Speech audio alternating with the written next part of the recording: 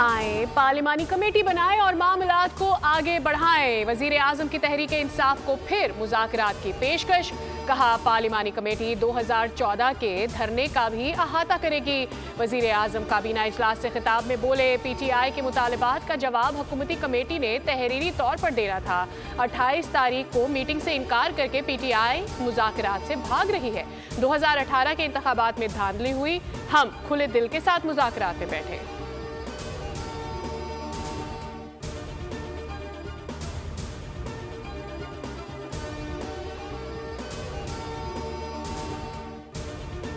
AI के मुख्तलिफ कारोबार पर मनफी असरात मुरतब होंगे। AI भारत, फिलिपाइन जैसे ममालिक पर फौरी मनफी असरात मुरतब करेगी, लेकिन पाकिस्तान पर इसका कोई बड़ा मनफी असर नहीं पड़ेगा।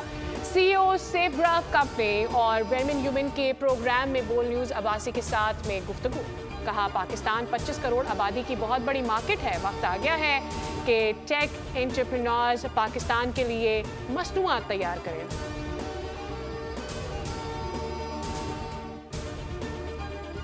बिलावल भुट्टो ने गुज़श्ता रोज़ ताजिरों को धमकियां दी। सिंध हुकूमत का लहजा धमकी से कम नहीं था। खालिद मकबूल सिद्दीकी का रद्द-ए-अमल। न्यूज़ कॉन्फ्रेंस में कहा पीपल्स पार्टी ने लियारी गैंग के जरिए कराची को यरगमाल बनाया।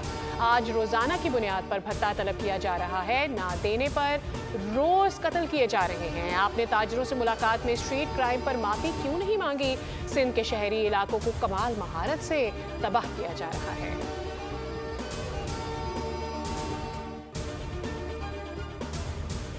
कराची में ताजिरों के एजाज में ज़ोहराना एक कामयाब इज्तिमा था। MQM अपनी मुर्दा सियासत को जिंदा करने के लिए तनकीद करती है। खालिद मकबूल एंड कंपनी की प्रेस कॉन्फ्रेंस सियासी यतीमों की महफिल गम थी।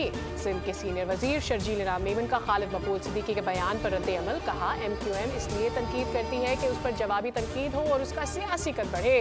MQM के किसी भी रहनुमा के किसी भी बयान को हम संजीदा नहीं लेते।